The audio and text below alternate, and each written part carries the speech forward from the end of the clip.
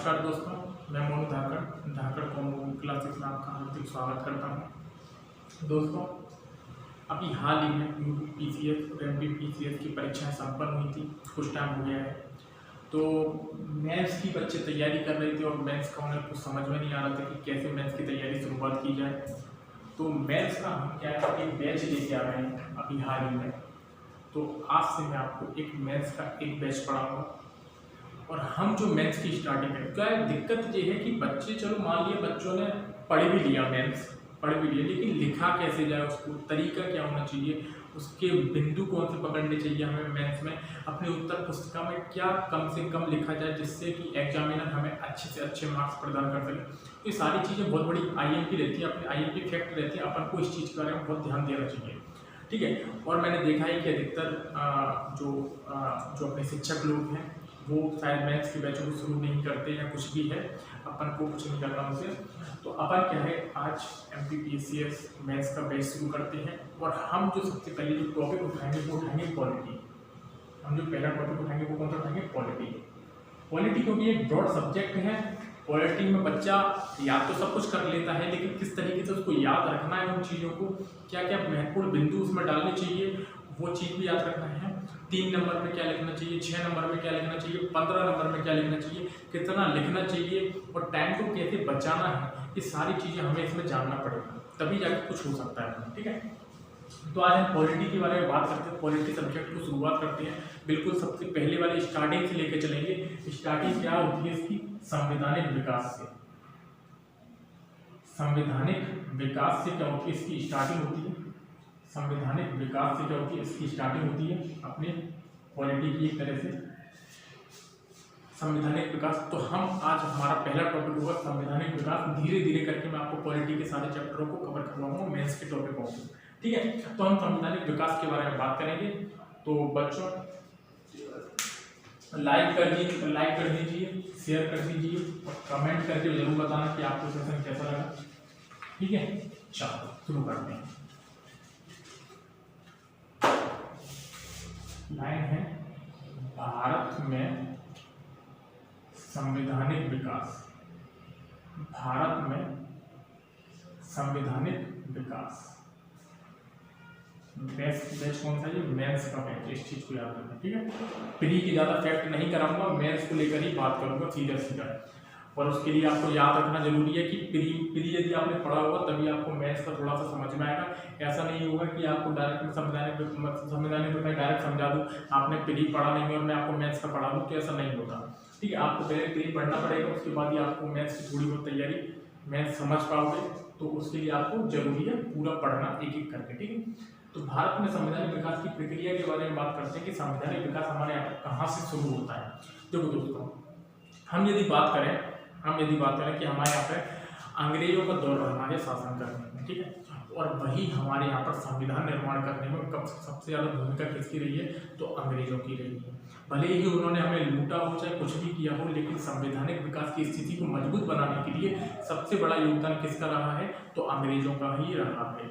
इस चीज़ को हमें मानना है, इस चीज़ को हम दरकिनार नहीं कर सकते कि अंग्रेजों ने हमारे यहाँ पर क्या किया, ठीक है। हम बात करते हैं संवैधानिक विकास। हमारे यहाँ पे संविधान बना हुआ है, संविधान ही हमारे पूरे भारत देश को संचालित करता है, ठीक है। उसके हर एक आर्टिकल हमें याद होने चाहिए, वहाँ से भी प्रश्न आते हैं, ठीक है। तो संविधान में ये आर्टिकल बने, ये सब बात की बात है। 1950 में हमें संविधान बन के तैयार मिल गया, सारी चीज़ें ठीक है, प्रतिनिधिमंडल वगैरह जो भी है वो सब ठीक है। सबसे पहले हम बात करते हैं कि सबसे पहले संविधान बना किसका। सबसे पहला क्वेश्चन कि सबसे पहले संविधान बना किसका। तो हम बात करते हैं संवैधानिक विकास के बारे में बात करते हैं। तो सबसे पहले हम बात कर लेते हैं थोड़ा कि संविधान बना किसका सबसे पहले। तो देखो, सबसे पहले जो संविधान बना किसका बना, अमेरिका का।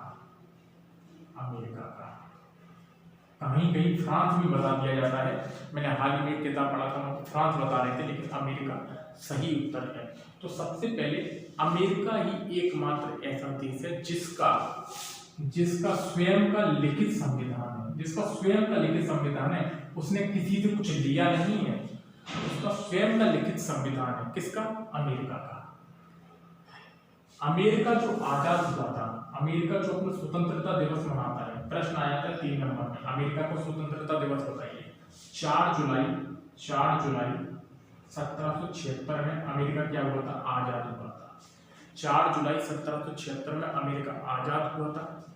और अमेरिका का जो संविधान बनाने की प्रक्रिया है वो कहाँ पर हुई थी, 1787 से शुरू हुई थी। 1787 में फिलाडेल्फिया सम्मेलन में वहाँ पर एक स्थान है, फिलाडेल्फिया सम्मेलन में उसका नेतृत्व कौन कर रहा था, फिलाडेल्फिया सम्मेलन में थॉमस जेफरसन के नेतृत्व में। कौन के, थॉमस जेफरसन के नेतृत्व में। देखना सुनना ध्यान से चलना, 1787 में फिलाडेल्फिया सम्मेलन में थॉमस जेफरसन के नेतृत्व में 55 डेलीगेट्स के द्वारा तैयार किया गया था। 55 डेलीगेट्स के द्वारा तैयार किया गया था 1787। तो प्रश्न आता है कि अमेरिका का जो संविधान निर्माण हुआ था वो किस सम्मेलन में हुआ था, तो फिलाडेल्फिया सम्मेलन में इसका निर्माण हुआ था। कितने डेलीगेट्स आए थे, 55 डेलीगेट्स ने तैयार किया था। किसके नेतृत्व में, थॉमस जेफरसन के नेतृत्व में। ठीक है, अनुमोदन कब मिला इसको, 1789 में 17 राज्यों के अनुमोदन, उसके पूरे 17 राज्यों के अनुमोदन के साथ ही अनुमोदन के साथ क्या हुआ, संविधान इनका बन गया। 1789 में इनका क्या हुआ, संविधान बन के तैयार हुआ। 1789 में इनका क्या हुआ, संविधान बन के तैयार हुआ। ठीक है, तो ये पूरी कहानी है कि अमेरिका आजाद कब हुआ, उसका संविधान कब बना, कौन कौन ने किस किसने भाग लिया, ये सारी चीजें मैंने आपको इसमें बता दी है। ठीक है, तो पूरी इस चीज को याद रखना। यहाँ से क्वेश्चन आ जाता है किस सम्मेलन में, किसके नेतृत्व में, 17 राज्यों के अनुमोदन में। ठीक है, ये सारी चीजें हो गई। इसके संविधान के बारे में थोड़ा सा बात कर लेते हैं। तो अमेरिका के जो संविधान के बारे में बात है, इसमें केवल और केवल 7 आर्टिकल है। केवल और केवल कितने अनुच्छेद हैं, 7 अनुच्छेद है, इस चीज को याद रखना। और अभी तक केवल और केवल 27 बार संशोधन हुआ है। 27 बार संशोधन हुआ है इसमें। कितनी बार, 27 बार संशोधन हुआ अभी तक। 7 आर्टिकल हैं, 27 बार संशोधन हुआ है, इस चीज को याद रखना। आईएमपी फैक्ट है ये 3 नंबर में आपसे पूछ लिए जा सकते हैं कि ठीक है कि कितने राज्यों के अनुमोदन के साथ, 17 राज्यों के अनुमोदन के साथ। प्री में भी आ जाता है, ये मेंस को भी देख लेना इसमें। थॉमस जेफरसन के नेतृत्व में 55 डेलीगेट्स, फिलाडेल्फिया सम्मेलन, ये सारी चीजें आपको याद होना चाहिए। ठीक है, इस चीज को देख लेते एक बार आप। ये अमेरिका के बारे में हमने बात कर ली कि यहाँ से क्या होता है, संवैधानिक विकास। पहली बार संविधान किसका बना, तो अमेरिका का बना। कब बना, कब आजाद हुआ, ये चीज हमने देख ली। ठीक है, यहाँ से जो प्रश्न आ सकते हैं जो मैंने आपको उसमें बताया। अब हम बात करते हैं भारत में संवैधानिक विकास की स्थिति। तो भारत में जो भी संवैधानिक विकास की स्थिति थी वो हमें पता है ईस्ट इंडिया कंपनी के साथ ही शुरू हुई थी।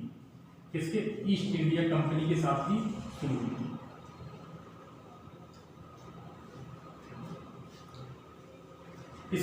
इसको हम एक नाम और बोलते हैं ईस्ट इंडिया कंपनी को, the governor and the company of merchant trending to the East Indies. The governor and the company of merchant trending to the East Indies, ये इस कंपनी को बोला जाता है। इस कंपनी का ये व्यापारिक नाम था। ठीक है, अब हम ईस्ट इंडिया कंपनी के बारे में थोड़ा सा समझते हैं। क्योंकि यही हमारे भारत में आई और इसी ने ही पूरे अपने भारत को व्यापार किया, अपने भारत में पूरे भारत को संचालित किया इसने। और हमें पता है कि लंबे दौर तक इसी ने ही शासन किया था और इन्हीं की बदौलत ही हमें क्या मिला, एक संविधान बन के हमारा तैयार हुआ, जिसके बलबूते हमारा देश आज संचालित हो रहा है, सब चल रहा है। ठीक है, ईस्ट इंडिया कंपनी के बारे में बात कर लेते हैं। ईस्ट इंडिया कंपनी की जो स्थापना हुई थी 31 दिसंबर 1600 में ईस्ट इंडिया कंपनी की क्या हुई थी, स्थापना हुई थी। ईस्ट इंडिया कंपनी की स्थापना हुई थी किसने की, तो अपनी महारानी एलिजाबेथ, उस टाइम पे महारानी एलिजाबेथ की क्वीन थी महारानी एलिजाबेथ की उद्घोषणा के साथ 31 दिसंबर 1600 क्या हुई थी, ईस्ट इंडिया कंपनी की स्थापना हुई थी। कितने व्यापारियों की मदद से हुई थी? क्वेश्चन समझते चलना। 72 व्यापारियों की संयुक्त पूंजी से ईस्ट इंडिया कंपनी का क्या हुआ था, निर्माण हुआ था। 72 व्यापारियों की संयुक्त पूंजी से, संयुक्त पूंजी लगी थी, याद रखना, पूंजी से ईस्ट इंडिया कंपनी का क्या हुआ था, निर्माण हुआ था। इस कंपनी की स्थापना किसने की थी? तो इसको बुलाया था जॉन वाट एवं वाइट ने इसकी स्थापना की थी। जॉन कंपनी, इस ईस्ट इंडिया कंपनी की। तो ईस्ट इंडिया कंपनी की स्थापना किसने की थी? तो जॉन वाट एवं वाइट ने की थी। कब हुई थी? 31 दिसंबर 1600 को हुई थी महारानी एलिजाबेथ के द्वारा। 72 व्यापारियों की संयुक्त पूंजी इसमें लगी थी। इस चीज को याद रख लेना, ठीक है। ये अपने 3 मार्क्स के प्रश्न हैं, इस चीज को याद रखना, ठीक है। तो महारानी एलिजाबेथ ने ईस्ट इंडिया कंपनी की उद्घोषणा की और उद्घोषणा के साथ इन्होंने एक बात बोली कि हम आपको 15 वर्षों तक के लिए, 15 साल के लिए पूर्व के देशों के साथ आपको व्यापार करने की अनुमति देते हैं। एक चार्टर प्रदान किया गया है कि आप 15 वर्षों तक पूर्व के देशों पर क्या करिए, जाकर वहां पर व्यापार कीजिए। इनको ये दिया गया। पहले से भी हमारे भारत में कुछ कंपनियां या फिर कुछ जैसे पुर्तगाली कंपनियां थी, फ्रांसीसी कंपनियां थी, सारे हमारे यहाँ पर देश में व्यापार कर रहे थे। तो अब इंग्लैंड की बारी थी। इंग्लैंड ने ईस्ट इंडिया कंपनी को व्यापार करने के लिए हमारे भारत में भेजा। कब भेजा? 31 दिसंबर 1600 को। तो क्या हुआ था, हमारी ईस्ट इंडिया कंपनी की स्थापना हुई थी। धीरे धीरे समझते चलना क्या हुआ, ठीक है, धीरे धीरे समझते हुए चलना क्या होगा। 1608 में, कब? 1608 में आपको याद होगा कैप्टन हॉकिंस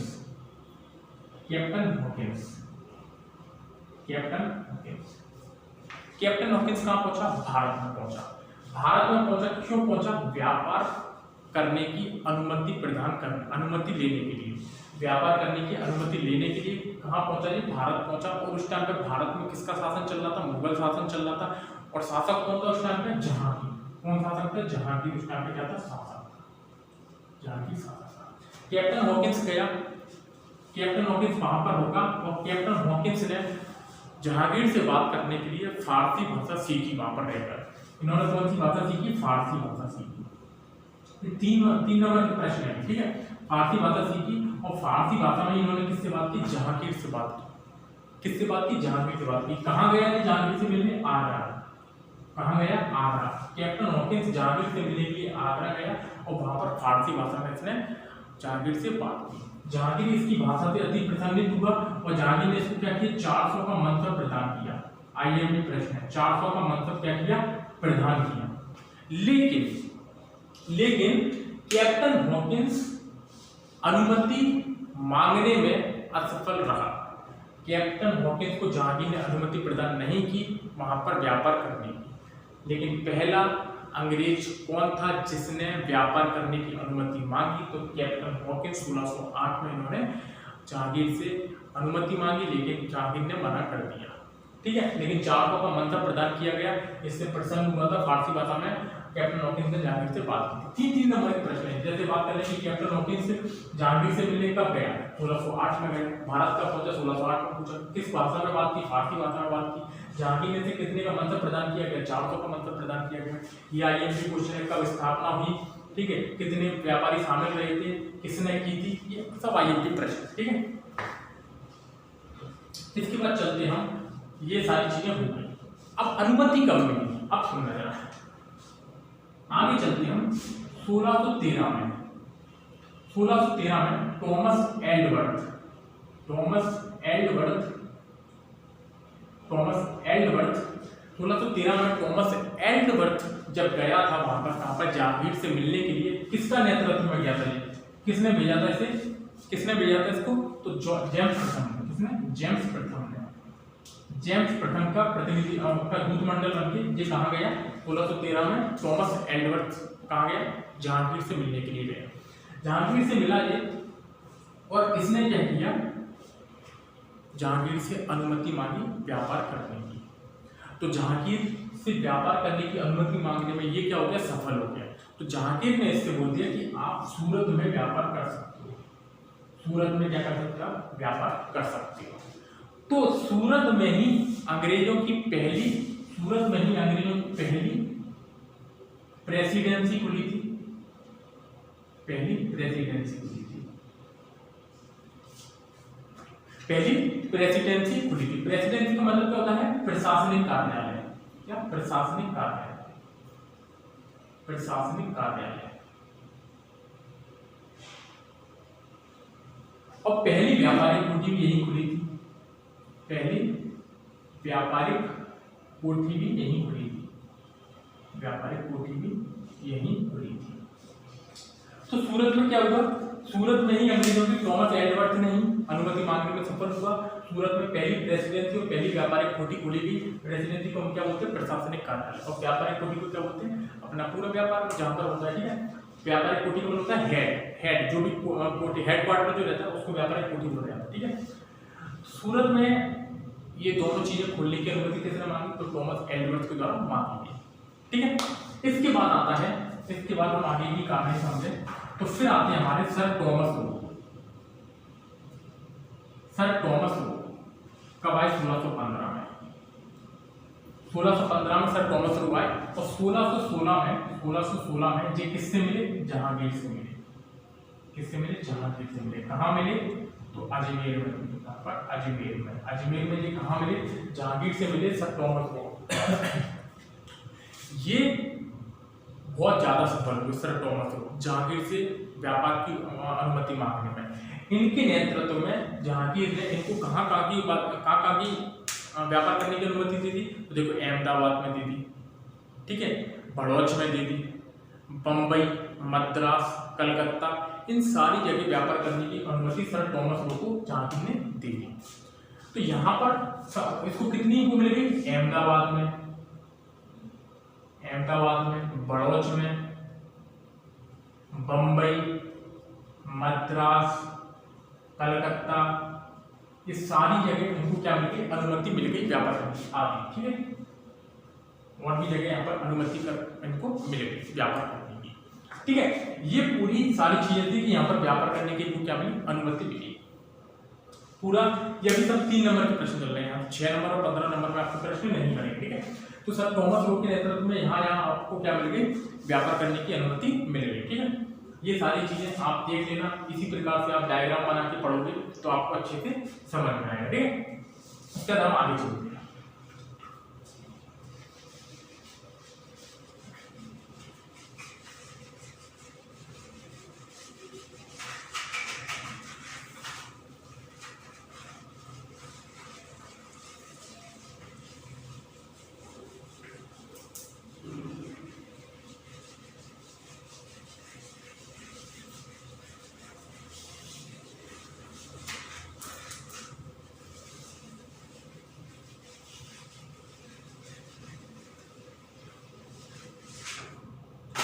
ठीक है, 1615 में सर टॉमस लो को क्या मिल गई, अनुमति मिल गई।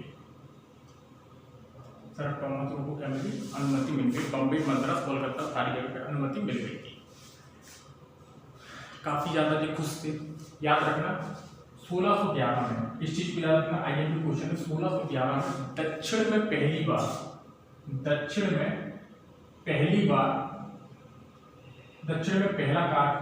पहला कारखाना इन्होंने कहाँ खोला, तो मसूलीपट्टनम एवं पेटापुली में, तो ये भी आईएमपी क्वेश्चन है कि दक्षिण में पहला कारखाना कहाँ पर खोला था, तो मसूलीपट्टनम एवं पेटापुली में 1611 में इन्होंने खोला, अंग्रेजों में। ठीक है, ईस्ट इंडिया कंपनी ने। ठीक है, ये सारी चीजें आप याद रखना। इसमें होता क्या था, दक्षिण में पहले कारखाने में होता क्या था कि हमारे यहाँ पर जो स्थानीय बुनकर थे, हमारे यहाँ पे, क्योंकि हमें भी पता है कि हमारे यहाँ पे जो बुनकर लोग थे वो अच्छे कपड़ों का निर्माण करते थे। स्थानीय बुनकर जो थे उनके बने हुए वस्त्रों को ये कहाँ बेचते थे, फारस में बेचते थे ना, फारस वगैरह में बेचते थे और क्या करते थे, लाभ कमाते थे। क्योंकि ये भी पता था हमारे यहाँ पे जो स्थानीय बुनकर थे वो कम लागत में करते थे सारा काम, तो ये कम उसमें खरीदकर, कम उसमें बनवाकर, इस कारखाने में कम उसमें बनवाकर ज्यादा उसमें बेचते थे फारस वगैरह को। भारत जैसे देशों में ये बेच देते थे। ठीक है, तो ये सारी चीजें मैंने आपको बता दी दशरथ के बारे में। ठीक है, हम इसके बारे में बात करते हैं सर टॉमस रू के बारे में। सर टॉमस रू ने अनुमति मांगी सारी चीजों की। ठीक है, फिर हुआ क्या कि 1686 में, यदि हम बात करें 1686 में, ये क्या है बहुत ज्यादा विस्तृत होने लगे थे। क्या बहुत ज्यादा विस्तृत होने लगे थे? कौन? अंग्रेज लोग पूरे भारत पर अपना क्या कर रहे थे? स्वामित्व कर रहे थे, हर जगह व्यापारिक कुटिया फैला रहे थे। इससे क्या हुआ कि औरंगजेब का उस टाइम पे जब शासनकाल आया तो औरंगजेब को थोड़ा सा समझ में आया यार कि ये थोड़ा सा गलत कर रहे हैं, ये ऐसा लग रहा है कि एक बड़ी शक्ति के रूप में बाहर निकल कर आ रहे हैं और हो ना हो भविष्य में हमें ये दिक्कत दे सकता है। तो ये चीज अंग्रेज औरंगजेब को समझ में आ गई थी। तो 1686 में औरंगजेब ने क्या किया? 1686 में औरंगजेब ने क्या किया? सूरत पर आक्रमण कर दिया। कहां पर? सूरत पर आक्रमण कर दिया। सूरत पर क्या कर दिया? आक्रमण कर दिया। और सूरत पर उस टाइम जो हेड कौन था वहां पर? वो था John Child, sir John child.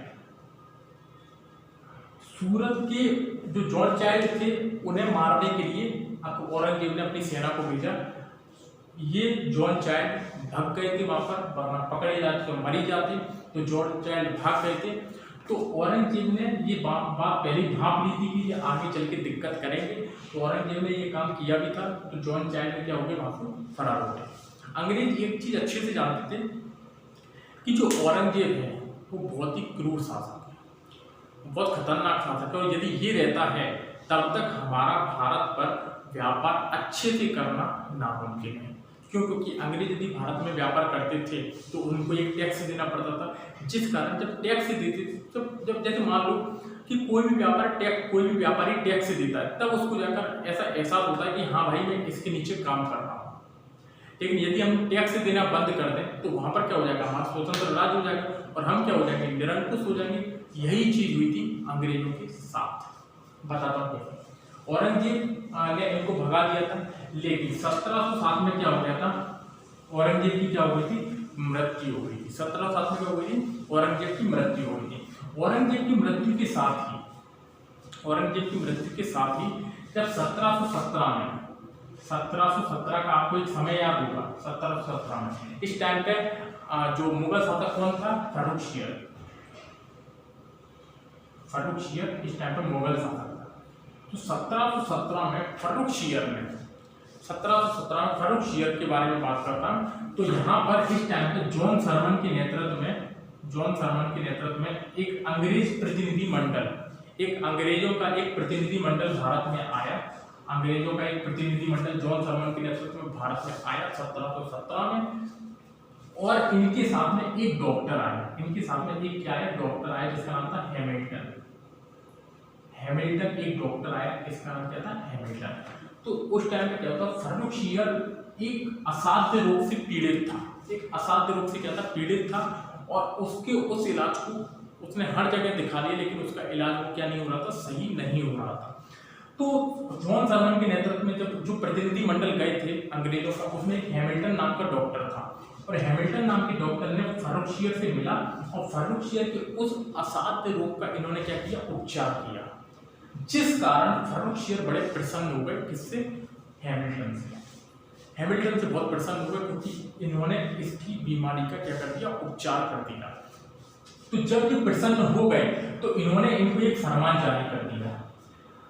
ये सबसे बड़ी दिक्कत होगी बस यहाँ पर कि इन्होंने प्रसन्न होकर इनको अंग्रेजों को क्या कर दिया? एक फरमान जारी कर दिया। और फरमान क्या जारी किया कि अब आप बंगाल में निःशुल्क व्यापार कर सकते हो। बंगाल में क्या कर सकते हो? निःशुल्क व्यापार कर सकते हो। यही बस इनकी दिक्कत होगी कि इन्होंने निःशुल्क व्यापार की बात कर दी। मैंने बता दिया निःशुल्क मतलब निरंकुश होना।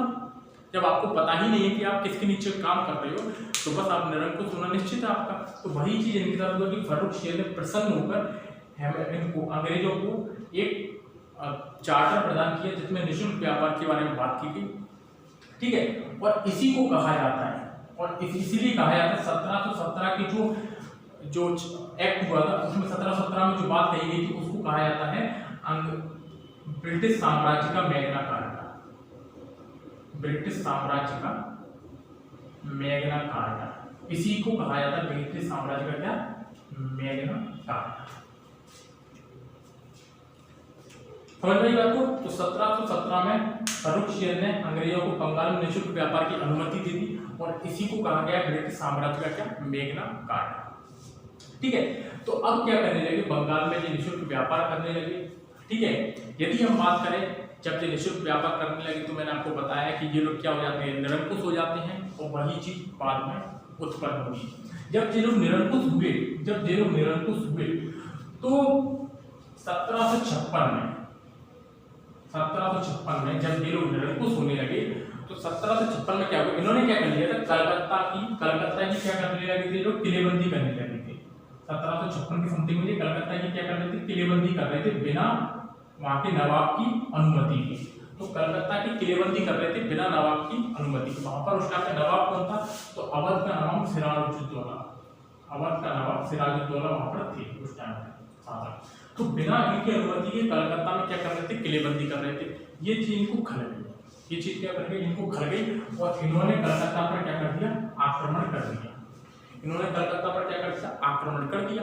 और जैसे ही इन्होंने कलकत्ता पर आक्रमण किया और इन्होंने वहां पर जितने भी लोग थे उन्हें पकड़ के क्या कर दिया, एक कोठरी में बंद कर दिया, एक कोठरी में बंद कर दिया। टोटल मिला के 123, कहीं कहीं 143 भी बोलते हैं। ठीक है, तो 143 भी कहीं कहीं मिल जाता, कहीं कहीं 123 भी मिल जाता। ठीक है, तो 123 ज्यादा सही है। ठीक है, तो इस चीज को ध्यान रखना। ठीक है, तो सिराजुद्दौला ने क्या कर दिया, जितने भी लोग थे उनको पकड़ के एक कोठरी में बंद कर दिया। यहाँ पर जो गवर्नर था अंग्रेजों का, उस गवर्नर का नाम था ड्रैक।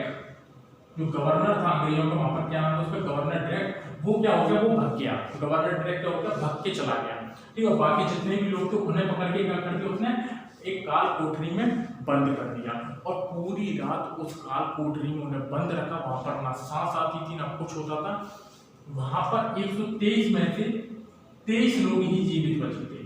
कितने, 23 लोग ही जीवित बचे थे। और उसमें से एक व्यक्ति का हॉलवेल। तो इस बात की जो जानकारी देते हैं वो एकमात्र जीवित हॉलवेल ने इसके बारे में जानकारी दी।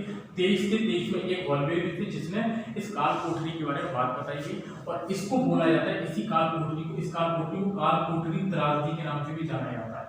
काल कोठरी त्रासदी के नाम से भी जाना जाता है। काल कोठरी त्रासदी के नाम से भी इस चीज को जाना जाता है। समझ में आ रही है बात। तो सिराजुद्दौला इस चीज को समझ गए थे। सिराजुद्दौला ने कलकत्ता पर आक्रमण कर दिया। ठीक है, और जितने भी लोग थे उन्हें पकड़ लिया। इनका जो गवर्नर था वो भग गया था। 23 लोग सुबह तक जीवित बचे थे। हॉलवेल ने ये बात बताई थी इस पूरी घटना के बारे में। ठीक है, लेकिन जब 1756 में ये वाली चीज हुई और जब उनका गवर्नर ड्रैक भग गया तो बंगाल का गवर्नर जो रॉबर्ट क्लाइव था उसको गुस्सा आ गया। बंगाल के गवर्नर रॉबर्ट क्लाइव को क्या गुस्सा आ गया।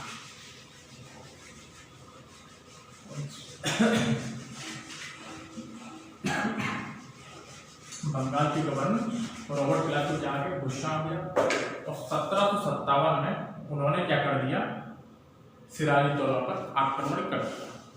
सिराजुद्दौला पे क्या कर दिया, आक्रमण किया। हमें पता है कि सिराजुद्दौला जो मीर जाफर वगैरह ये सब क्या थे, अंग्रेजों के साथ मिल गए थे। तो ये चीज अपन ने प्री में पढ़ा था। ठीक है, मैथ के बारे में बात करते हैं। 1757 में क्या हुआ, रॉबर्ट क्लाइव ने किस पर आक्रमण कर दिया, सिराजुद्दौला पर। सिराजुद्दौला, इस युद्ध का नाम क्या है, प्लासी का युद्ध। प्लासी का युद्ध। ठीक है, रॉबर्ट क्लाइव ने सिराजुद्दौला पर आक्रमण किया। सिराजुद्दौला यहाँ पर मारे गए थे। ठीक है, और यहीं पर जैसे ही सिराजुद्दौला यहाँ पर मारे गए, इन्होंने क्या कर लिया, बंगाल पर क्या कर लिया, अधिकार कर लिया।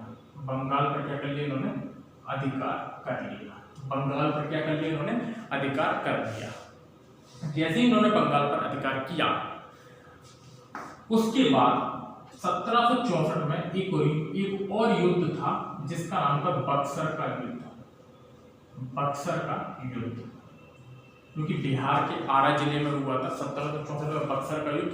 और इसमें अंग्रेज पूरी तरीके से विजयी घोषित होते हैं। और इस पर अंग्रेजों का, इस युद्ध के बाद, इसको बोलते हैं बक्सर का युद्ध। और इस युद्ध के बाद अंग्रेजों का बंगाल पर पूर्ण अधिकार हो गया। क्या, पूर्ण अधिकार हो गया। पूर्ण अधिकार हो गया अंग्रेजों का 1764 के बक्सर के युद्ध के बाद। क्या हो गया, पूर्ण अधिकार। समझ में आई बात? तो ये सारी एक कहानी थी, और जैसे ही इसमें इनका पूर्ण अधिकार हो जाता है, ये क्या करने लगते हैं, फिर अपनी गतिविधियों को संचालित करते हैं। और यहाँ पर इनका जो व्यापारी जो मंडल था, उसमें कितने जो इनके पास जो व्यापारियों को संचालन करने के लिए एक कमेटी गठित रहती है, जिसको बोलते हैं बोर्ड ऑफ डायरेक्टर।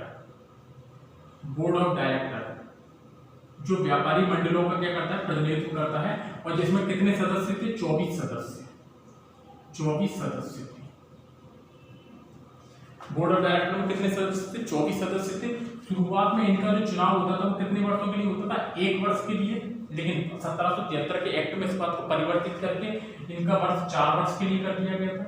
4 वर्ष के लिए कर दिया गया था, ये मैं भी आपको बाद में बताऊंगा। ठीक है, तो बोर्ड ऑफ डायरेक्टर के 24 सदस्य, इस चीज को भी याद रखना है। 1764 में बक्सर के युद्ध के बाद बंगाल पर पूर्ण अधिकार इनका हो गया, और हमें भी पता है कि सबसे बड़ा जो प्रांत था बंगाल प्रांत, अपने आप में बहुत शक्तिशाली प्रांत था, जिस पर अधिकार किसका हो गया, अंग्रेजों का हो गया। तो ये जो था पूरी एक छोटी सी कहानी के रूप में मैंने आपको समझाया कि 1600 से किस प्रकार से स्टार्टिंग होती है और 1764 तक किस प्रकार से बात पहुंचती है। ठीक है दोस्तों, अब 1764 के बाद हुआ क्या एक्चुअल में कि 1764 में जब बक्सर का युद्ध ये लोग हार गए, तो इनके पास जो ये सारे युद्ध में जो इनकी पूंजी खत्म हुई, सारे युद्ध में जो अंग्रेजों की जो ईस्ट इंडिया कंपनी की जो पूंजी खत्म हुई, तो इन्होंने क्या किया, जो ब्रिटेन की सरकार थी उससे क्या मांगा। एक तो ब्रिटेन की सरकार पर क्या करने लगे, ये लोग राजस्व कम भेजने लगे थे, कम भेजने लगे थे। क्यों? क्योंकि अंग्रेजों में भारत में जो राजनीतिक गतिविधियों को संचालित करने लगते थे, तो जिस कारण क्या हो रहा था कि जो राजस्व भेजते थे ब्रिटेन में, वो कमी आ रही थी। हद तो तब हो गई जब इन्होंने सरकार से, ब्रिटेन की सरकार से इन्होंने 1 मिलियन का क्या मांगा, कर्ज मांगा। ब्रिटेन की सरकार से इन्होंने क्या मांगा, 1 मिलियन का कर्ज मांगा। और जैसे ही इन्होंने ब्रिटेन की सरकार से 1 मिलियन का कर्ज मांगा, ब्रिटेन की सरकार समझ गई कि ये नैया डुबोने वाली है। ब्रिटेन की सरकार ये वाली बात समझ गई कि ये ऐसा क्या कर रहे हैं जो इन्हें हमसे क्या मांगने लग गया, ऋण मांगने लग गया। क्योंकि एक टाइम पर जो हमें अच्छा राजस्व दे देते, अचानक से ऐसा क्या हो गया कि ये हमसे उधार मांगने लग गए, मतलब कुछ तो गड़बड़ है। तो उनकी जो निरंकुश जो गतिविधियां हैं, उनको रोक कर लगाने के लिए या फिर उन पर रोकथाम लगाने के लिए ब्रिटेन की गवर्नमेंट के द्वारा एक एक्ट पारित किया गया 1773 में, जिसका नाम था रेगुलेटिंग एक्ट। क्या किया गया, पारित किया गया 1773 में, और रेगुलेटिंग एक्ट को लागू कब किया गया, 1774 में। इसके द्वारा क्या किया गया, रेगुलेटिंग एक्ट के द्वारा पहली बार इन पर रोक लगाने का काम किया गया ब्रिटेन की सरकार के द्वारा। अभी तक के निरंकुश थे, अब इन पर रेगुलेट का मतलब ही क्या होता है, रेगुलेट करना किसी व्यक्ति को। तो पहली बार इनको रेगुलेट कब किया गया, 1773 के रेगुलेटिंग एक्ट के द्वारा। तो ये जो पूरी बात थी, ये मैंने आपको बता दिया कि 1600 से 1773 के पहले तक क्या कहानी रही थी। इसमें भी आपके अच्छे प्री के लाइक क्वेश्चन बन सकते हैं। यदि आप आपने मेरा सेशन अच्छे से देखा होगा तो आपको समझ में आ गया होगा, बारीक चीज़ों से मैंने बताया है, और आप इसको ध्यान से 2-3 बार वीडियो को देखना तो आपको अच्छे से समझ में आएगा। 1773 के बाद क्वेश्चन आते हैं अपने मैथ्स के 6 नंबर के प्रश्न। 6 नंबर के प्रश्नों का सिलसिला 1773 के बाद शुरू होगा कि 1773 के एक्ट में क्या बातें की गई, 1784 के एक्ट में क्या बातें की गई। ठीक है, तो ये सारी चीज़ें मैं आपको कल बताऊंगा, नेक्स्ट वीडियो में बताऊंगा। तो तब तक जो भी मैंने आपको पढ़ाया है उसके बारे में आप चीज़ों को ध्यान से समझना प्रयास करना। कोई दिक्कत आए तो आप मेरे को कमेंट बॉक्स में कमेंट लिख के जरूर बताना कि इसमें क्या चीज़ और आपको सुनना है, या फिर क्या चीज़ समझ में नहीं आई तो मैं आपको पूरा बता दूंगा। याद रखना, प्री के पढ़ने के बाद प्री आपको हल्का सा पता होना चाहिए, तभी जाके आप मैथ्स को अच्छे से पढ़ सकते हो। ठीक है, तो वही चीज़ है। लेकिन फिर भी आपको कोई दिक्कत आती है तो आप मेरे को कमेंट बॉक्स में कमेंट कर सकते हैं। कल तक के अगली नेक्स्ट वीडियो के लिए धन्यवाद, फिर मिलते हैं।